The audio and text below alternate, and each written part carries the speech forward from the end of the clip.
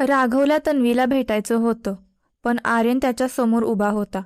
ते दोघे एकमेकांकडे रागाने पाहत होते. बाजूला हो आर्यन, मी इथे तन्वीला भेटण्यासाठी आलो आहे, राघव म्हणाला. पण मी तुला परवानगी देत नाही तिला भेटण्याची, आर्यन देखील रागात म्हणाला. तू तिला परवानगी द्यायला, तू काय तिचा मालक नाहीयेस, राघव म्हणाला.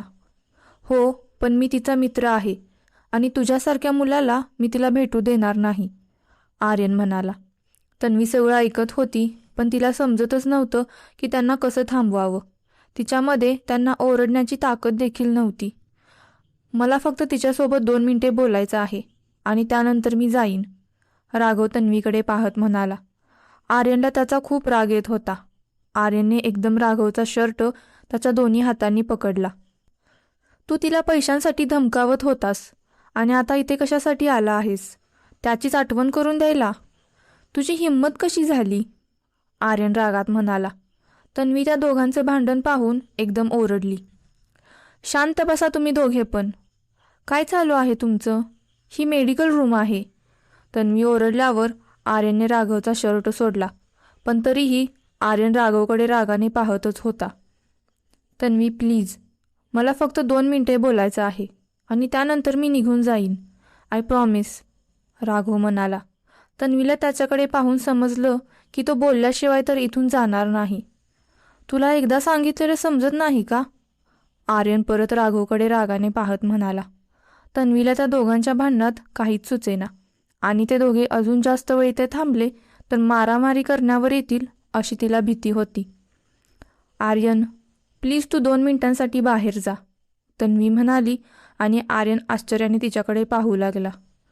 पण तन्वी, हे सगळं त्याच्यामुळे झालं आहे, आर्यन अगदी शांतपणे तन्वीसोबत बोलत होता. हो आर्यन, पण फक्त 2 मिनिटे प्लीज, तन्वी परत अगदी आर्यनला विनवणी करू लागली. आणि आर्यनला तन्वीची तब्येत अगोदरच ठीक नसताना तिला अजून त्रास द्यायचा नव्हता. त्याने परत एकदा राघवकडे रागाने पाहिलं. फक्त 2 मिनिट, तो राघवला म्हणाला आणि मेडिकल रूमच्या बाहेर गेला. आर्यन बाहेर गेल्यानंतर राघव पुढे आला आणि तन्वीजवळ उभा राहिला. त्याने तन्वीकडे पाहिलं. तन्वीचे डोळे खोल गेले होते आणि ती निस्तेज दिसत होती. राघवला तन्वीला तसं पाहून खूपच वाईट वाटत होतं. काय बोलायचं आहे तुला, राघव काहीच बोलत नाहीये ते पाहून तन्वी म्हणाली. I am so sorry Tanvi, मला माहीत आहे की हे सगळं माझ्यामुळेच झालं आहे, राघव म्हणाला. असं काही नाहीये, तन्वी म्हणाली, पण राघव लगेच पुढे बोलू लागला. नाही तन्वी, खरंच मी तुझ्यावर पैशांचं इतकं प्रेशर द्यायला नको होतं, पण खरंच त्याच्या मागे माझा उद्देश कधीच तुला त्रास देण्याचा नव्हता. मला फक्त तुझ्या जवळ येण्याची, तुला जाणून घेण्याची एक संधी हवी होती आणि तू प्रत्येक वेळी नकार देत होतीस. पण जेव्हा तू माझ्या कारचे नुकसान केलेस तेव्हा वाटलं की ही एक चांगली संधी आहे तुझ्यासोबत सतत बोलण्याची आणि तुला भेटण्याची, आणि मला ते सगळं सुचलं. आता मला जाणवलं आहे की मी कितीही म्हणालो की मी बदललो आहे, तरीही मी अजूनही तोच जुना राघव आहे जो सगळ्यांना त्रास देत होता, इतरांच्या दुःखात स्वतःचा आनंद शोधत होता. मी फक्त स्वतःचाच विचार करत राहिलो, पण तुला कसं वाटत असेल याचा कधी विचारच केला नाही. ते मूळ स्वभाव कधी बदलत नाही असं म्हणतात ना, ते बरोबर आहे, कारण मी अजूनही तसाच आहे असं मला वाटते. त्यामुळे मी तुझी परत माफी मागतो Tanvi, I am so sorry. आणि तुला ते पैसे देण्याची काहीच गरज नाही आहे. आणि इथून पुढे मी तुला सतत माझ्यासोबत कॉफी पी असं देखील म्हणणार नाही. जबरदस्ती कोणतंच नातं जुळत नाही ते मला समजलं आहे आता, राघव म्हणाला आणि तन्वी शांतपणे त्याचं सगळं ऐकत होती. एका क्षणासाठी तन्वीला त्याची थोडी दया देखील आली होती. स्वतःला इतका दोष देण्याची काहीच गरज नाहीये. माझी तब्येत बिघडली यामध्ये तुझा किंवा इतर कोणाचाच काहीच दोष नव्हता. मी माझ्या तब्येतीकडे दुर्लक्ष केलं त्यामुळे हे झालं आहे, बाकी काही नाही. त्यामुळे इतका विचार करू नको याचा, तन्वी म्हणाली आणि राघवला ते ऐकून थोडं बरं वाटलं. थँक्यू. मला वाटतं की माझी 2 मिनिटे संपली आहेत, त्यामुळे मी येतो, तू काळजी घे, असं म्हणून राघव तिथून निघून जात होता तितक्यात तन्वीने त्याला थांबवलं. 1 मिनिट राघव, तन्वी म्हणाली आणि राघवने मागे पाहिलं. काय झालं, राघव म्हणाला. तुझे सगळे पैसे तर मी परत करू शकत नाही, पण तुझ्यासोबत 1 कप कॉफी नक्कीच पिऊ शकते. तन्वी थोडं हसत म्हणाली आणि राघवला ते ऐकून विश्वासच बसत नव्हता. काय? खरंच? राघव आश्चर्याने म्हणाला.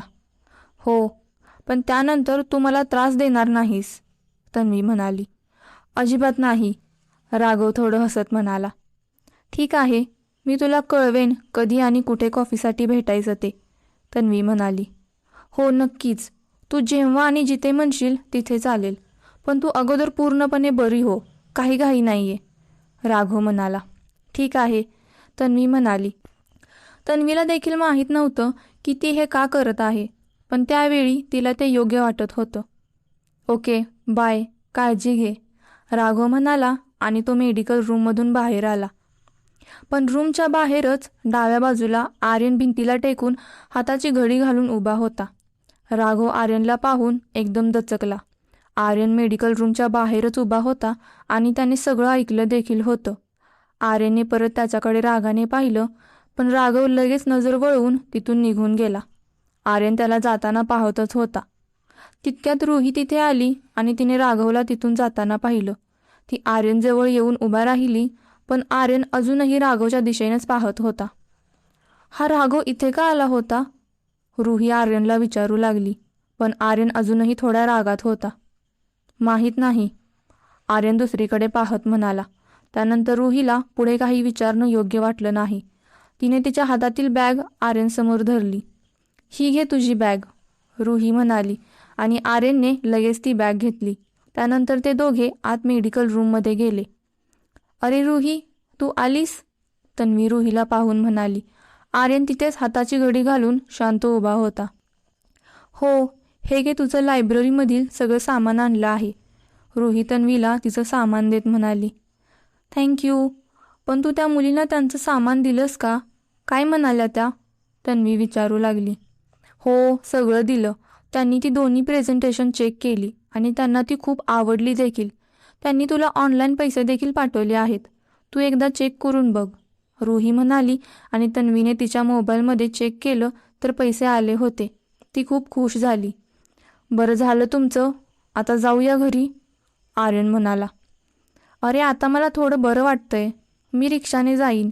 तुझी फुटबॉल प्रॅक्टिस असेल ना, तन्वी आर्यनला म्हणाली.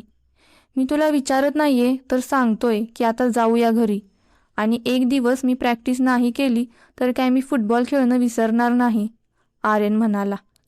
रुहीला आर्यन तन्वीची इतकी काळजी करतोय ते पाहून थोडं आश्चर्य वाटत होतं, पण त्या दोघांच्या भांडणापेक्षा हे खूपच बरं आहे असं देखील तिला वाटत होतं. बरं, ठीक आहे, चल, तन्वी म्हणाली. तन्वी आणि आर्यन बाईकवरून घरी आले. तन्वीची आई सीमा बाहेरच होती. ती त्या दोघांना बघून तिथे आली. अरे, तुम्ही दोघे एकत्र कसे आलात? आणि आर्यन, तू तर रोज फुटबॉल प्रॅक्टिससाठी थांबतोस ना, सीमा म्हणाली. तोपर्यंत तन्वी बाईकवरून उतरून सीमाजवळ येऊन उभा राहिली आणि तन्वी तिच्या डोळ्यांनी आर्यनला तिच्या तब्येतीबद्दल आईला काही सांगू नको असं सांगू लागली. हो काकी, आज तन्वीची तब्येत ठीक नव्हती म्हणून मी तिला घेऊन घरी आलो, आर्यन तन्वीकडे दुर्लक्ष करून सीमाकडे पाहत म्हणाला.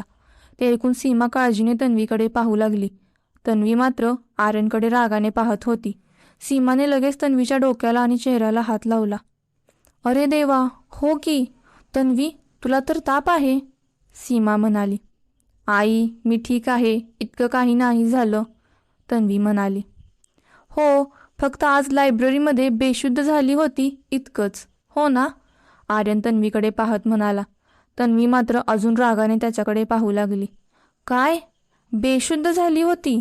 सीमा आश्चर्याने म्हणाली. हो, 2 दिवस झाले तिची तब्येत ठीक नाहीये.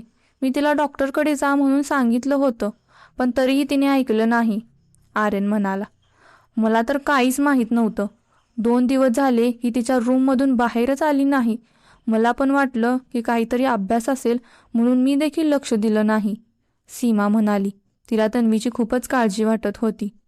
हो काकी, म्हणजे आज आम्ही तिला कॉलेजच्या मेडिकल रूममध्ये घेऊन गेलो होतो, पण तिथे त्यांनी फक्त तात्पुरता उपचार केला आहे. तुम्ही एकदा तुमच्या फॅमिली डॉक्टरांना दाखवून घ्या. तुम्हाला सांगितलं कारण मला माहीत आहे तन्वी परत दुर्लक्ष करेल, आर्यन म्हणाला. बरं झालं तू सांगितलंस. ही नेहमी अशीच करते. आजारपण लपवून ठेवायची सवय आहे तिला. सीमा थोड्या रागाने तन्वीकडे पाहू लागली आणि तन्वी आर्यनकडे रागाने पाहत होती. ठीक आहे काकी, मी येतो. आणि तन्वी, आज तू आराम कर. आज आपण अभ्यासाला सुट्टी देऊया, आर्यन तन्वीकडे पाहत म्हणाला. हो, तुला तर निमित्तच मिळालं आता, तन्वी म्हणाली आणि आर्यन थोडा हसला. बरोबर बोलतोय तो. एक दिवस आराम घेतलास तर काही बिघडणार नाही, सीमा तन्वीला म्हणाली आणि तिने आर्यनकडे पाहिलं. आर्यन, आजसाठी थँक्यू बरं का, सीमा म्हणाली. अरे काकी, त्यात काय एवढं, मी येतो, आर्यन म्हणाला आणि त्याच्या घरी गेला.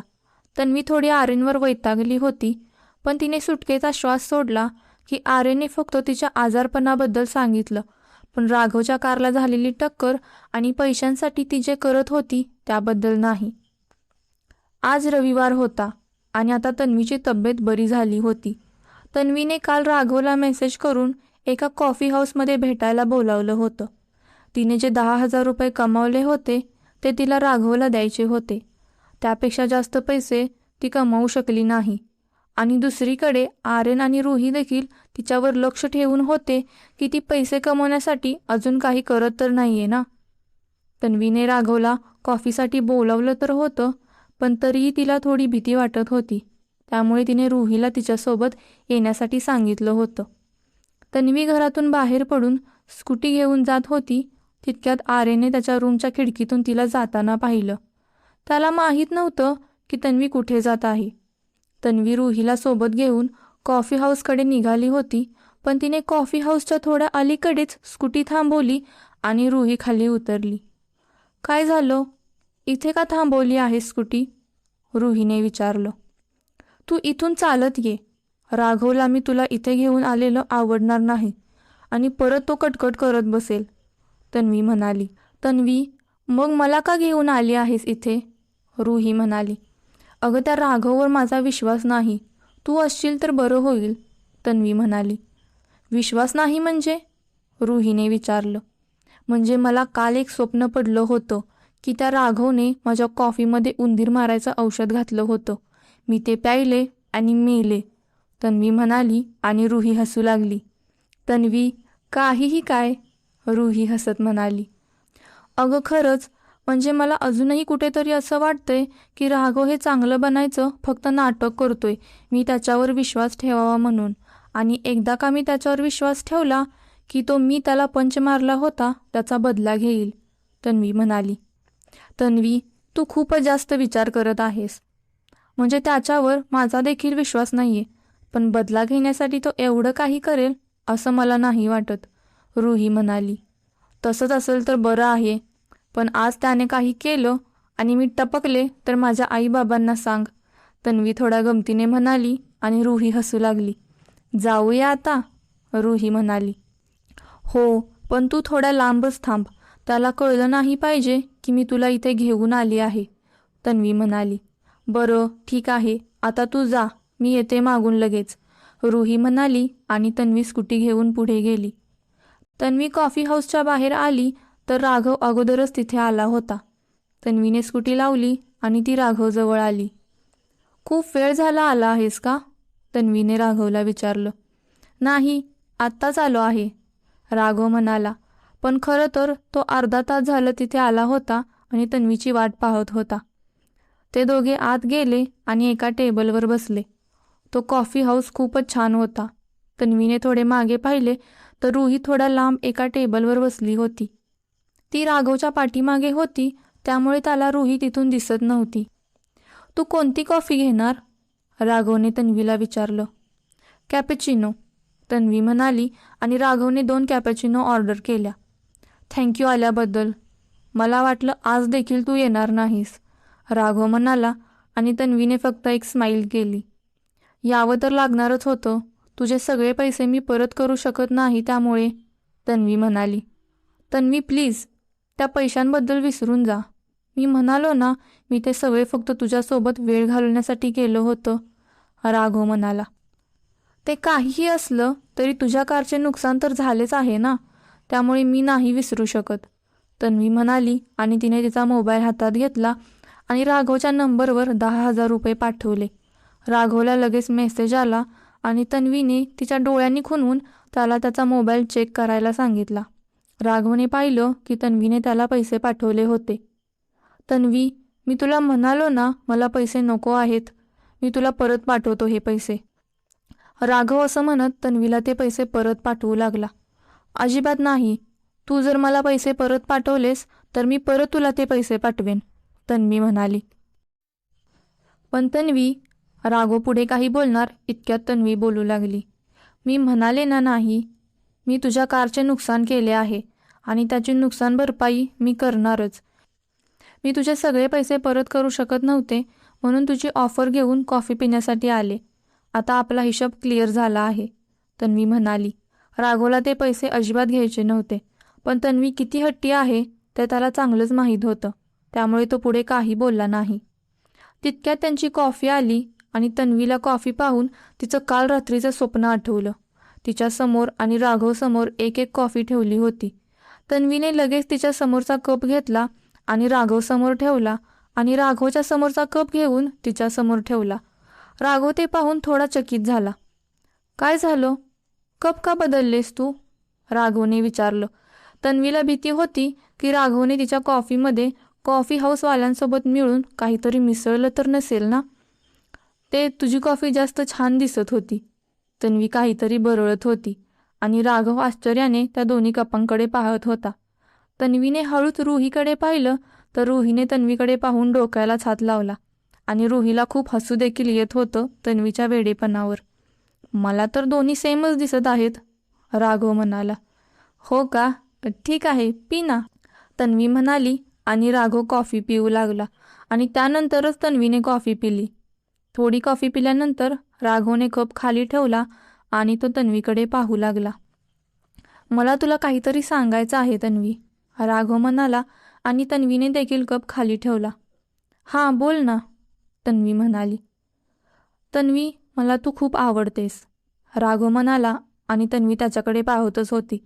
राघव या अगोदर देखील बऱ्याच वेळा ते म्हणाला आहे, पण आज तो खूपच मनापासून म्हणतोय असं तन्वीला वाटत होतं.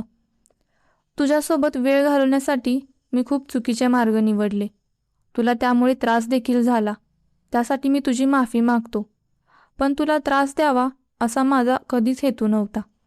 मला तू खूप आवडतेस आणि हे आज मी तुला सांगतोय कारण यापुढे हा चान्स बहुतेक कधीच भेटणार नाही आणि मला भविष्यात कोणताच पश्चाताप करायचा नाहीये. तुझं उत्तर मला माहीत आहे, पण तुला माझ्या मनातलं सांगून मला बरं वाटेल म्हणून मी आज सांगतोय. राघव अगदी मनापासून ते सगळे बोलत होता आणि पहिल्यांदा तन्वीला त्याच्याकडे पाहून तो हे सगळं नाटक करत नाहीये तर खरंच बोलतोय आणि अगदी मनापासून बोलतोय असं वाटत होतं. हे बघ राघव, तू जे काही म्हणाला आहेस त्याचा मी आदर करते, पण माझ्या मनात तसं काही नाही. तन्वीने अगदी प्रामाणिकपणे त्याला न दुखवता नकार दिला. राघवने ते ऐकून फक्त एक छोटी स्माईल दिली कारण त्याला तेच उत्तर अपेक्षित होतं. सायंकाळी तन्वी परत आली आणि ती पार्किंगमध्ये तिची स्कूटी लावत होती तितक्यात आर्यन मागून त्याच्या बाईकवरून आला. तो फुटबॉल प्रॅक्टिससाठी गेला होता, पण तन्वीला आत्ता घरी आलेलं पाहून त्याला आश्चर्य वाटलं. तन्वी दुपारी बाहेर गेलेली त्याने पाहिलं होतं आणि ती आत्ता इतक्या वेळाने घरी येत आहे. नक्की ती कुठे गेली होती असं त्याला वाटत होतं. तो तिला विचारण्यासाठी पुढे गेला तितक्यात तन्वीने त्याला पाहिलं. हाय, आलास तू? बरं, मी लगेच फ्रेश होऊन येते, तू पण फ्रेश हो, मग आपण अभ्यास करत बसू, असं तन्वी म्हणाली आणि आर्यन पुढे काही बोलायच्या आत ती घरी देखील गेली. आर्यन आणि तन्वी अभ्यास करत बसले होते. आर्यन बराच वेळ अभ्यास करत होता आणि त्याला वाटलं की तन्वीला ती कुठे गेली होती ते विचारावं. आज तू कुठे बाहेर गेली होतीस का? आर्यनने विचारलं. तन्वी अभ्यास करत होती. हो, मी राघवसोबत कॉफी पिण्यासाठी गेले होते, तन्वी अभ्यास करतच म्हणाली. पण ते ऐकून आर्यन मात्र थक्क झाला होता. काय? का? आर्यन एकदम म्हणाला आणि तन्वी थोडी दचकली. अरे, त्याचे पैसे द्यायचे होते, एकदाचे पैसे दिले आणि विषय संपवला, तन्वी आर्यनकडे पाहत म्हणाली. पण काय गरज होती आणि मला का सांगितलं नाहीस? मी आलो असतो ना तुझ्यासोबत, आर्यन म्हणाला. हो, तू आला असतास म्हणजे तिथे कॉफी हाऊसमध्ये तुमची बॉक्सिंग मॅच सुरू झाली असती आणि तसंही मी रुहीला घेऊन गेले होते, तन्वी म्हणाली. मग इतका वेळ तू त्याच्यासोबत होतीस? आर्यनने विचारलं, कारण तन्वी पूर्ण दुपार बाहेर होती. नाही, मी फक्त 15 मिनिटे त्याच्यासोबत होते. परत मी आणि रुही शॉपिंगसाठी गेलो होतो, तन्वी म्हणाली. आणि आर्यनला थोडं बरं वाटलं आणि तो परत अभ्यास करू लागला. ते दोघे अभ्यास करून उठणारच होते तितक्यात अनुज तिथे आला. तन्वी दीदी, तू माझ्यासोबत व्हिडिओ गेम खेळणार म्हणाली होतीस, आज खेळूया? अनुज तन्वीला म्हणाला. हो, चालेल ना, तन्वी म्हणाली आणि अनुज खुश झाला. चल मग, अनुज म्हणाला. आर्यन, तू देखील चल ना, तन्वी म्हणाली. आर्यन दादाला व्हिडिओ गेम खेळताच येत नाही, अनुज हसत म्हणाला आणि आर्यन त्याच्याकडे पाहू लागला. काय म्हणालास? आर्यन चिडून म्हणाला. काय, तुला खरंच येत नाही? तन्वी आर्यनकडे पाहत म्हणाली. नक्कीच येतं, आर्यन म्हणाला. ठीक आहे, मग बघू ना तुला किती येतं खेळता ते, तन्वी आर्यनला म्हणाली. बघच, आर्यन म्हणाला आणि ते तिघे घरी हॉलमध्ये व्हिडिओ गेम खेळू लागले. सोफ्यावर बसून बराच वेळ ते खेळत होते आणि अनुज आणि तन्वीने आर्यनला व्हिडिओ गेममध्ये बराच वेळा हरवलं. तन्वी आणि अनुज एकमेकांना टाळ्या देऊन आर्यनवर हसत होते. आर्यन मात्र खूप चिडला होता. त्याने बाजूची एक उशी घेतली आणि अनुजला फेकून मारली. अनुजने देखील परत त्याला उशी मारली आणि या सगळ्यामध्ये चुकून एकदा आर्यनने तन्वीला उशी मारली. तन्वी खूपच चिडली आणि ती आर्यनकडे रागाने पाहू लागली. आर्यन तिला पाहून थोडा हसत होता. तन्वीने देखील बाजूची एक उशी घेतली आणि आर्यनला मारणार इतक्यात आर्यन तिथून उठला आणि हॉलमध्ये सोफ्याभोवती पळू लागला. तन्वी देखील हातात उशी घेऊन त्याला मारायला त्याच्या मागे पळत होती. अनुष्या दोघांना पाहून खूपच हसत होता. तन्वीने त्याला उशी फेकून मारली, पण आर्यनला लागलीच नाही. पण तरीही तन्वी त्याला मारण्यासाठी त्याच्या मागे पळत होती. आर्यन सोफ्याभोवती गोल फिरत तन्वीपासून पळत होता. तन्वीने देखील त्याला थोडं चकवलं आणि तो ज्या बाजूने पळत होता तिकडे जाऊ लागली आणि ते दोघे एकमेकांना धडकले. तन्वी आर्यनला धडकून खाली पडणारच होती तितक्यात आर्यनने तिला पकडलं आणि जवळ ओढलं. ते दोघे एकमेकांच्या खूपच जवळ होते. त्यांचे श्वास खूप वेगाने झाले होते. पण त्या दोघांना देखील माहीत नव्हतं की ते आत्ता पळत होते त्यामुळे तसं होत होतं की आणखी काही वेगळं कारण होतं. ते दोघे एकमेकांकडे एकटक पाहतच होते. आर्यन अगदी तन्वीच्या नजरेत हरवला होता. तन्वीचे डोळे किती सुंदर आहेत असं त्याला त्या क्षणी वाटत होतं आणि त्याच्या चेहऱ्यावर नकळतच हसू आलं. तन्वी एक क्षण आर्यनकडे पाहतच होती, पण तिने लगेच दुसरीकडे पाहिलं आणि आर्यनपासून थोडी लांब होऊ लागली. आर्यनने देखील तिच्या भोवतीची त्याची पकड हळूहळू सोडली आणि तो बाजूला झाला. त्याला त्या क्षणी काहीच सुचत नव्हतं. अनुज मात्र त्या दोघांकडे पाहून हसत होता. त्याने लगेच बाजूची एक उशी घेतली आणि तन्वीला हाक मारली. तन्वी दीदी, अनुज म्हणाला आणि त्याने ती उशी तन्वीकडे फेकली. तन्वीने लगेच ती उशी पकडली. आर्यनने ते पाहिलं आणि लगेच तो तिथून पळू लागला. तन्वीने जोरात ती उशी आर्यनला मारण्यासाठी फेकली, पण आर्यन बाजूला झाला आणि ती उशी आर्यनच्या मागून त्याचे बाबा येत होते त्यांच्या खांद्याला लागली.